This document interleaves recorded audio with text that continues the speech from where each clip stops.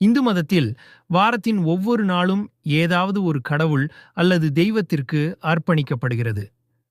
எந்த நாளில் எந்த கடவுளை வணங்க வேண்டும்? அன்றைய வழிபாட்டின் பலன்கள்.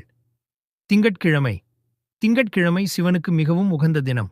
ஈசனை நினைத்து விரதமிருந்து வழிபடுவதும், பால், அரிசி மற்றும் சர்க்கரையை நைவேத்தியமாக படைக்கலாம்.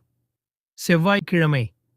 முருகப்பெருமான், துர்க்கை, அனுமன் ஆகியோருக்கு உகந்த நாள் செவ்வாய்க்கிழமை. இந்த நாளில் விரதமிருந்து ராகு காலத்தில் எலுமிச்சை விளக்கு போட்டு வந்தால் வாழ்க்கை ஒளியும் வளமும் பெருகும். புதன்கிழமை. கணபதியை வணங்க மிக சிறந்த நாள் புதன்கிழமை. எந்த ஒரு சுப காரியத்தையும் தொடங்குவதற்கு முன் முதல் கடவுள் விநாயகரை வணங்கி தொடங்கினால் வெற்றியாகும். வியாழன்கிழமை. பொதுவாக விஷ்ணு பகவானுக்கு உகந்த நாள் வியாழன்.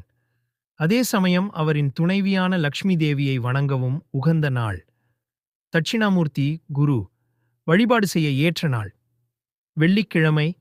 வெள்ளிக்கிழமையில் விரதமிருந்து துர்க்கை அம்மனையும் அவரது அவதாரங்களையும் வழிபட ஏற்ற நாள். பெண் தெய்வங்களுக்கு ஏற்ற நாள். சனிக்கிழமை. சனிக்கிழமைகளில் விரதமிருந்து திருமால், ஆஞ்சநேயர், காளி தேவியை வழிபட உகந்த நாளாக பார்க்கப்படுகின்றது. அதோடு நீதி அரசர் சனி பகவானுக்கு ஏற்ற நாள். ஞாயிற்றுக்கிழமை. நவகிரகத்தின் மையமாக முதன்மை கடவுளாக இருப்பவர் சூரிய பகவான். ஞாயிற்றுக்கிழமையில் விரதம் இருந்து வணங்கி வர சூரிய தோஷமும் வாழ்க்கையில் இன்னல் நீங்கி மகிழ்ச்சி கிடைக்கும்.